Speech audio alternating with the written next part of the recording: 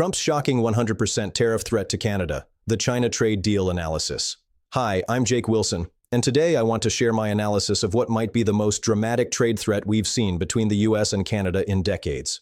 Just days ago, according to reports from Truth Social, Trump issued what some sources describe as his harshest economic warning yet to America's northern neighbor. The alleged statement suggests that if Canada moves forward with certain China trade arrangements, the US could impose unprecedented tariff measures. But here's what caught my attention. This isn't just about trade numbers. If these reports prove accurate, we're looking at a complete shift in how North American allies approach economic partnerships with China. This is educational analysis based on public sources, and we cannot verify all claims made in this video. Let me break down what allegedly happened, because the timeline here reveals something fascinating about modern trade diplomacy. According to multiple industry sources, on January 16, 2026, Canadian Prime Minister Mark Carney signed what's being described as a significant trade agreement with China. The reported details include reduced Chinese tariffs on Canadian canola, crab, shrimp, and certain beans, while allowing increased imports of Chinese electric vehicles into Canada with what sources suggest is approximately a 6.1% tariff rate. Now here's where it gets interesting. Some reports indicate that Trump initially responded positively to Canada's China negotiations. Alleged quotes suggest he said something like, "This is good work. If you can make deals with China, go ahead and do it." But then, and this is where my analysis gets really intriguing, everything apparently changed within just a few days. The unverified Truth Social post that's been circulating suggests Trump made an extraordinarily harsh statement about Canada potentially becoming what he allegedly called a drop-off port for Chinese goods entering the United States.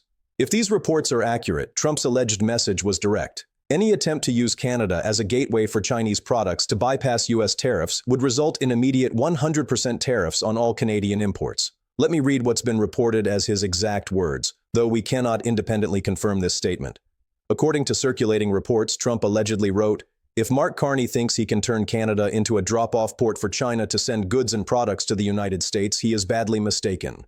China will eat Canada alive, completely destroying it, including destroying businesses, social structure, and the general way of life for Canadian people." The alleged statement continues with warnings about immediate 100% tariffs if Canada signs trade deals with China, and claims about preventing Chinese control over Canadian territory. Please note, this is speculative analysis based on unverified social media reports.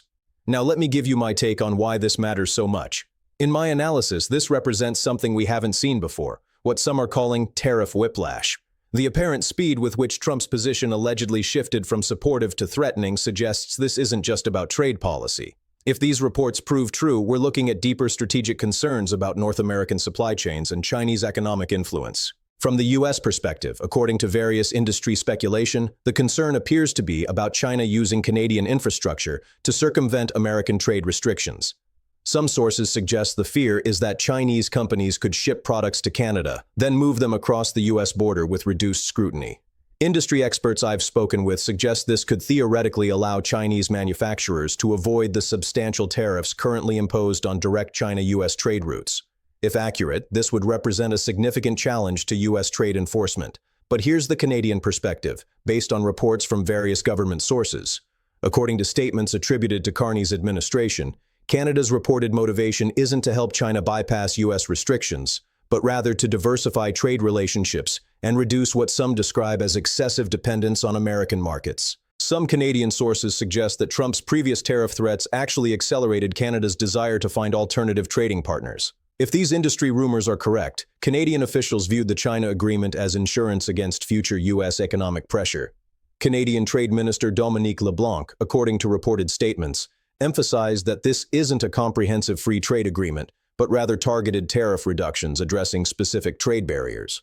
Various provincial leaders, particularly from Manitoba and British Columbia, according to media reports, have allegedly defended Carney's approach, with some quoted as saying Canada won't be controlled by either China or Trump. Now let me share my analysis of what this could mean economically. If Trump follows through on the reported 100% tariff threat, the implications would be staggering. Canada exports approximately $430 billion worth of goods to the US annually, according to available trade data. This includes oil, automobiles, lumber, dairy products, and critical minerals.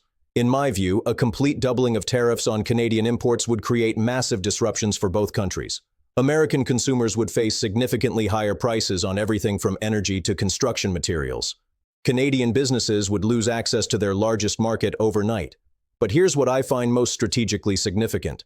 Some unverified claims suggest this dispute could accelerate exactly the kind of economic decoupling Trump appears to be trying to prevent. If Canada faces complete exclusion from U.S. markets, according to industry speculation, Canadian businesses might become more dependent on Chinese partnerships out of necessity. The economic pressure could push Canada toward deeper integration with Chinese supply chains, rather than preventing it. There are also broader geopolitical implications to consider.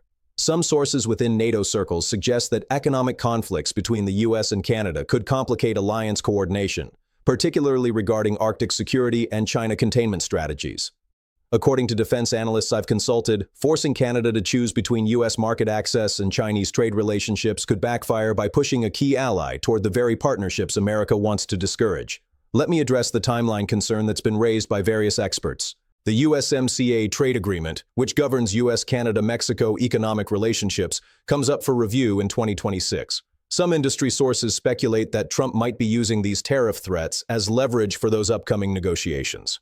If certain reports prove accurate, Trump may be establishing a negotiating position that demands Canadian commitments to limit Chinese economic partnerships as part of any renewed North American trade framework. However, trade law experts I've spoken with suggest that imposing 100% tariffs specifically to punish Canadian trade relationships with third countries could face legal challenges under existing international trade rules.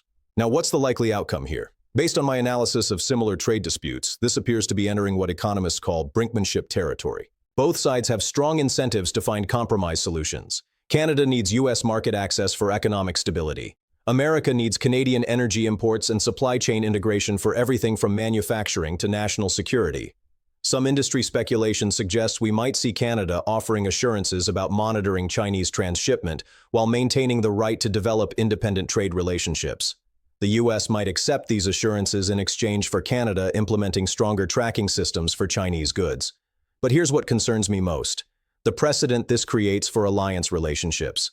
If these reports about Trump's approach prove accurate, it signals that trade partnerships with China could become a red line issue for U.S. allies. Countries might face ultimatums about choosing between American market access and Chinese economic relationships. This could accelerate what some analysts call economic bloc formation, allies grouping into China-aligned or U.S.-aligned trade networks with limited interaction between them. For global supply chains, according to various expert opinions, this could mean increased costs, reduced efficiency, and more geopolitical tension over economic partnerships. Let me also address what this means for average consumers in both countries. If 100% tariffs are implemented as reported, American families could see immediate price increases on gasoline, heating oil, lumber for construction, and various food products that rely on Canadian imports. Canadian workers in export industries, particularly oil, automotive, and agriculture, could face significant job losses if U.S. market access disappears. The agricultural sector deserves special attention here. Canadian farmers, particularly in canola and grain production, have been caught between U.S. tariff threats and Chinese market restrictions for several years. Some industry sources suggest they viewed the China deal as essential for economic survival. If both U.S. and Chinese markets become politicized, according to agricultural economists I've consulted, Canadian farmers might face an impossible situation with no major markets accessible without political complications. From a strategic perspective, there's also the question of how this affects the broader U.S.-China economic competition. Some geopolitical analysts suggest that forcing allies to choose sides could actually strengthen Chinese influence by creating resentment toward American economic pressure tactics. If Canada, Japan, South Korea, and European allies all face similar ultimatums about Chinese trade relationships, according to this theory, they might coordinate resistance to U.S. demands rather than submit to them. The Arctic dimension adds another layer of complexity. Canada and the U.S. have been coordinating Arctic security against Russian and Chinese expansion. Some defense sources suggest that economic conflicts could complicate this cooperation exactly when Arctic geopolitics are becoming more important due to climate change opening new shipping routes. Industry speculation indicates that if U.S.-Canada economic relationships deteriorate, Canada might become more open to Chinese investment in Arctic infrastructure development, which would directly contradict U.S. strategic interests in the region. Let me share my personal assessment of where this situation might go. In my opinion, both sides are likely to step back from the most extreme positions. The economic costs of complete trade separation are too high for both countries to sustain. However, I believe we're seeing a fundamental shift in how the U.S. approaches alliance relationships. Economic partnerships with China are apparently becoming security issues rather than just trade issues. My analysis suggests Canada will likely offer some compromises on monitoring Chinese goods flows while maintaining the right to independent trade policies. The U.S. will probably accept these assurances rather than risk completely alienating a crucial ally and neighbor. But the precedent concerns me.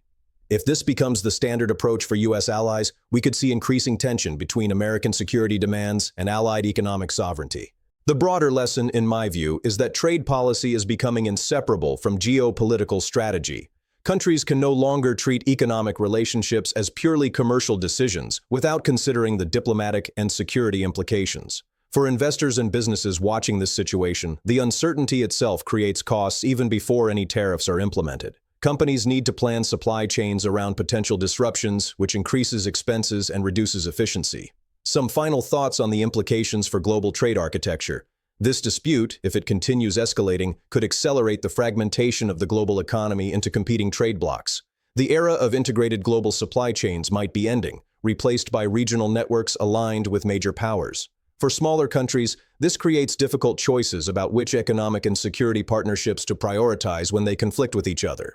The Canada-US situation could become a test case for how these tensions get resolved, or how they lead to permanent economic separation between allied countries. Sources are listed in the description below, and remember that much of this analysis is based on unverified reports and industry speculation that we cannot independently confirm.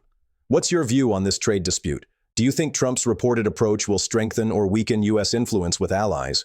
Should Canada prioritize U.S. market access or diversified trade relationships with countries like China? Let me know your thoughts in the comments. I read every response, and your perspectives help inform my analysis of these complex international economic issues. Thanks for watching, and I'll see you in the next video where we'll continue tracking how this trade situation develops and what it means for North American economic relationships going forward.